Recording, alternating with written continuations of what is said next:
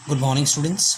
जैसा कि आप जानते हो हमारा ग्रामर टॉपिक जो है ट्रांसफॉर्मेशन ऑफ सेंटेंसेस चल रहा है, जिसमें हम क्लॉज को डिस्कस कर चुके हैं। क्लॉज क्या होती है, कितनी तरह की क्लॉज होती हैं वो भी डिस्कस कर चुके हैं। डिपेंडेंट होती हैं, इंडिपेंडेंट होती हैं, वो क्या होती है आई थिंक आपको समझ आ चुका होगा।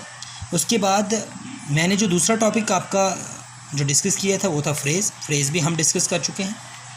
फ्रेज़ क्या होते हैं, कितनी तरह के फ्रेज़ होते हैं और किस तरह से हम उनको आइडेंटिफाई कर सकते हैं, वो हमने डिस्कस किया था। आज जो हम करने जा रहे हैं जस्ट लाइक इसका थर्ड टॉपिक जो है हमारा आज का, वो है सिंपल सेंटेंस।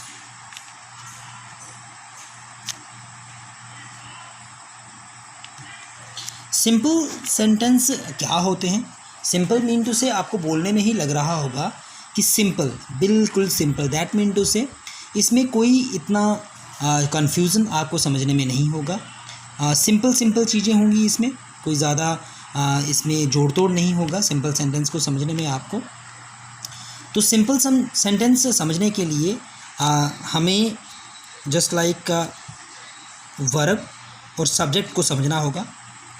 इसमें एक सब्जेक्ट होता है, वन सब्जेक्ट होता है और वन ही इसमें वर्ब होती है। तो अगर वन सब्जेक्ट और वन वर्ब आ रहा है, that means subject verb combinations जो है यहाँ भी आ रहा है। जैसे मैंने आपको क्लॉज में बताया था कि सब्जेक्ट वर्ब कॉम्बिनेशन होता है क्लॉज में, और फ्रेज में बताया था कि सब्जेक्ट वर्ब कॉम्बिनेशन नहीं होता। और अगर सब्जेक्ट और वर्ब का कॉम्बिनेशन इसमें आ रहा है तो सब्जेक्ट और वर्ब के बारे में तो भी जानना बहुत ज़रूरी है। अब सब्जेक्ट के बारे में अगर बात करें, हम सिंपल सेंटेंस की बात करें, बट इसमें सब्जेक्ट अगर आ रहा है तो बच्चों आपको, जिनको सब्जेक्ट पता है तो वो तो ठीक है, बट जिनको नहीं पता है मैं उनको थोड़ा सा सब्जेक्ट का भी ओवरव्यू दे दूं कि सब्जेक्ट क्या होता है। सब्जेक्ट नाउन या प्रोनाउन होता है,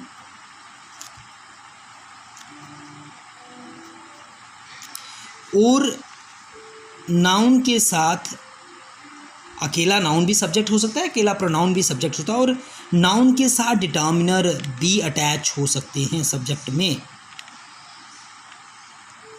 सो डिटर्मिनर्स भी अटैच हो सकते हैं नाउन के साथ, तो वो भी सब्जेक्ट बना सकते हैं। वो नाउन या प्रोनाउन तो नहीं है, but determiner as an adjective का काम करते हैं और वो सब्जेक्ट के साथ चल सकते हैं, उनको मिलाकर भी सब्जेक्ट बन सकता है। तो ये नहीं है कि सिर्फ नाउन और प्रोनाउन से ही सब्जेक्ट बनता है। तो अगर हम डिटर्मिनर की बात करें तो डिटर्मिनर को मेन 4 पार्ट्स में डिवाइड किया गया है, 4 पार्ट्स में। लाइक आर्टिकल डिटर्मिनर होते हैं, लाइक क्वांटिफायर डिटर्मिनर होते हैं, लाइक डिमॉन्स्ट्रेटिव डिटर्मिनर होते हैं, लाइक पॉजेसिव डिटर्मिनर होते हैं। सो बच्चों, ये जो डिटर्मिनर्स हैं जो मैंने बात की आपको, ये मैं यहाँ पे आपको जड़ तक ले जाने की कोशिश कर रहा हूँ आपको, कि सिंपल सेंटेंस है तो उसमें 2 चीज़ों का होना बहुत ज़रूरी है। वो एक है वन सब्जेक्ट और वन वर्ब, इज़न्ट इट।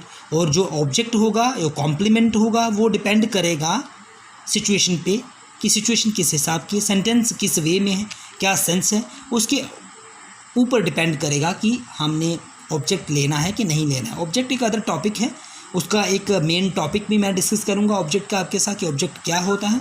फ़िलहाल हम सब्जेक्ट और वर्ब को डिस्कस करने, उसके बाद ऑब्जेक्ट भी ज़रूर डिस्कस करेंगे।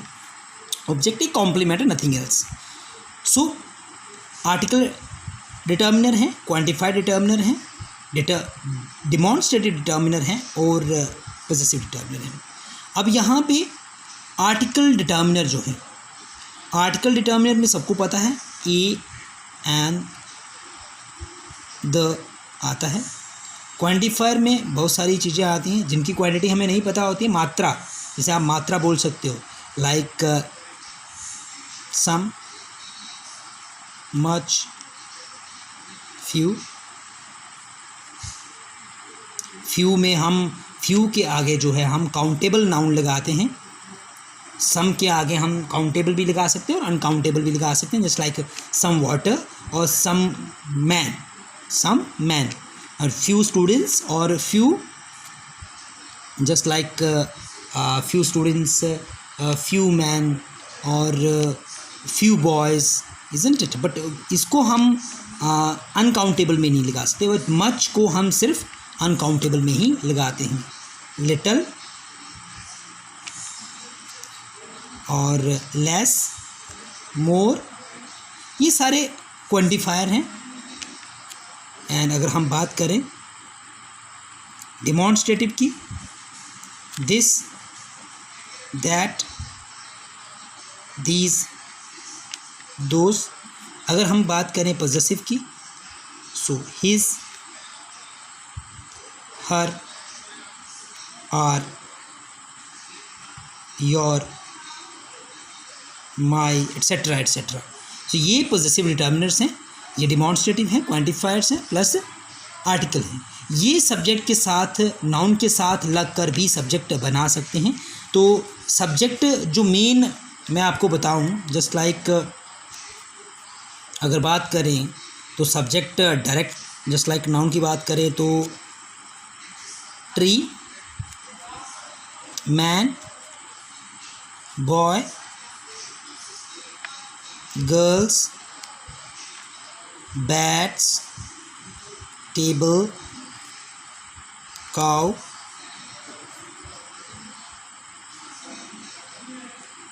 पेन, मदर,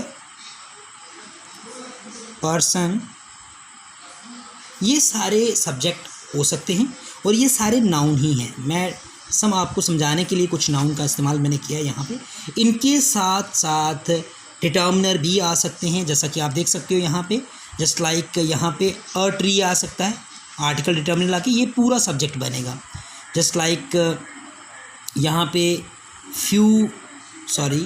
यहाँ पे आप द मैन कर सकते हो और ए बॉय कर सकते हो, फ्यू गर्ल्स कर सकते हो और एंड सम बैट्स कर सकते हो, अ टेबल कर सकते हो, isn't it?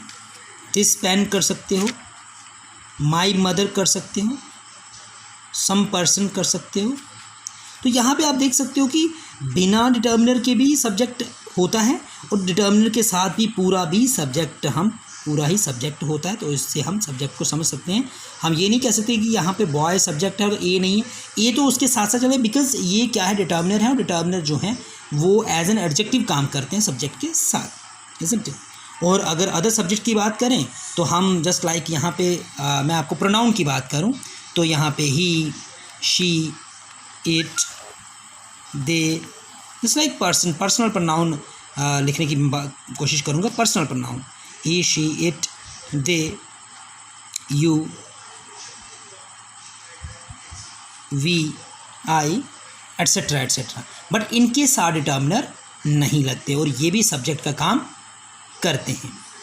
ठीक है, तो बच्चों आज मैंने आपको कुछ ओवरव्यू जो है सब्जेक्ट का दिया है, नाउन प्रोनाउन का भी थोड़ा बहुत आपको मैंने नॉलेज यहाँ पे दे दिया, प्लस डिटर्मिनर का भी बता दिया और सब्जेक्ट आपको आई थिंक समझ आ ही चुका होगा अब कि सब्जेक्ट क्या हो सकता है। सर सब्जेक्ट की बात करें, एक सब्जेक्ट मतलब एक वहाँ पे सब्जेक्ट इस तरह का हो सकता है, खाली ट्री भी हो सकता है, ए ट्री भी हो सकता है, खाली इट भी हो सकता है एंड माई मदर भी हो सकता है, सम पर्सन भी हो सकता है, राम एंड श्याम भी हो सकता है, just like Ram and Shyam.